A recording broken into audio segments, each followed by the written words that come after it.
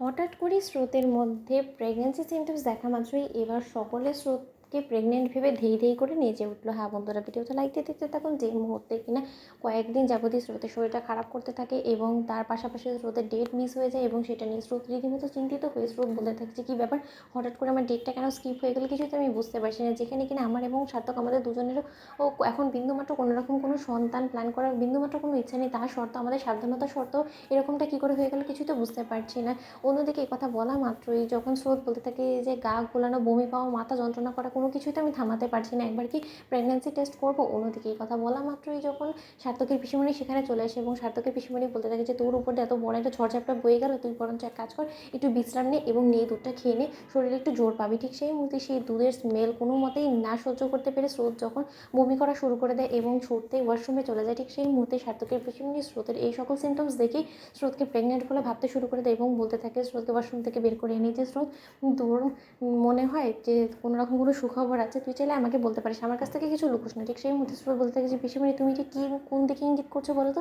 ঠিক সেই মুহূর্তে সার্থকের পিসিমণি বলতে থাকে যে কোন দিকে আবার, যেহেতু বিবাহিত একটা মেয়ে তুই, তাহলে তো পোয়াতে হওয়াটাই স্বাভাবিক এবং তোদের বিয়েরও তো অনেকটা সময় হয়েছে, তাই আমার মনে হচ্ছে যে খুব সম্ভবত তুই কনসিভ করেছিস। স্রোত এই কথাটা যদি সত্য হয়ে থাকে তাই আমি তোকে বলছি যে তুই যে করে হোক না যত শীঘ্র সম্ভব একবার একটু বাড়িতে টেস্ট করে দেখ না যে আমি যে কথাটা বলছি সেটা আদৌ ঠিক কিনা। অন্যদিকে স্রোত যখন বলে থাকে যে না না পিসিমণি সেরকম কোনো কিছুই না, ঠিক সেই মুহূর্তে সার্থক সেখানে চলে আসে এবং সার্থকের পিসিমণি সার্থককে বলে বেড়াতে থাকে যে সার্থক খুব সম্ভবত আমার মনে হচ্ছে যে তোর প্রমোশন হতে চলেছে এবং শুধুমাত্র তুই কেন, আমাদের পরিবারের সকলেরই হয়তো বা প্রমোশন হতে চলেছে। অন্যদিকে সার্থক বলতে থাকে যে হঠাৎ করে তোমাদের এই সকল ঝামেলার মধ্যে এইসব কথা কেন মনে পড়ছে বলো তো, ঠিক কী বলতে চাও পিসিমণি, তুমি ঠিক করে বলো তো। অন্যদিকে সার্থক পিসিমণি বলতে থাকে যে আমার মনে হচ্ছে যে স্রোত হয়তো বা খুব সম্ভবত মা হতে চলেছে এবং তার জন্যই আমি ওকে বলছি যে একবার অন্তত ও যাতে টেস্ট করে দেখে। অন্যদিকে সার্থক বলতে থাকে যে কী স্রোত, এরকম কোনো সিমটমস তোমার মধ্যে দেখা দিয়েছে না, অথবা পিসিমণি এসব কথা কেন বলতে বলো তো। অন্যদিকে সার্থকের বাবা বলতে থাকে এরকমটা হলো তো কোনো রকম কোনো ক্ষতির কিছু না, তাই না, তাহলে তুই এতটা উত্তেজিত হয়ে উঠছিস কেন সার্থক, আমি তো সেটাই বুঝতে পারছি। অন্যদিকে সার্থক বলতে থাকে যে বাপি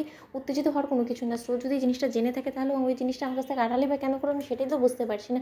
স্রোত এই জিনিসটা সম্পর্কে কি আমাকে বলার তোমার কোনো রকম কোনো ইচ্ছেই ছিল না, নাকি আমি কিছুই বুঝতে পারছি না। নয়তো বা পিসিমণি যে কিনা তোমার সঙ্গে সর্বক্ষণ থাকে না, সে প্রথমে সব কথা জেনে যায় এবং আমি লাস্টে গিয়ে জানি, তাহলে আমার তোমার জীবনে ঠিক ভূমিকাটা কি আমাকে একটু বলবে ক্লিয়ার করে। ঠিক সেই মুহূর্তে স্রোত বলতে থাকে যে দেখেছো তো পিসিমণি শুধু শুধু বকুনি শুরু করে দিল তোমার ভাইপো আমাকে, তার জন্য আমি কোনো কিছু আসলে বলতে চাই না, এটা তো শুধুমাত্র পিসিমণির একটা চিন্তা ধারণা, এছাড়া কোনো কিছুই না। সার্থক তুমি আমার কথা বিশ্বাস করো, সেরকম কোনো সিমটমস আমি নিজের মধ্যে খুঁজে পাইনি, তাহলে আমি কী বলবো তোমাকে বলো তো।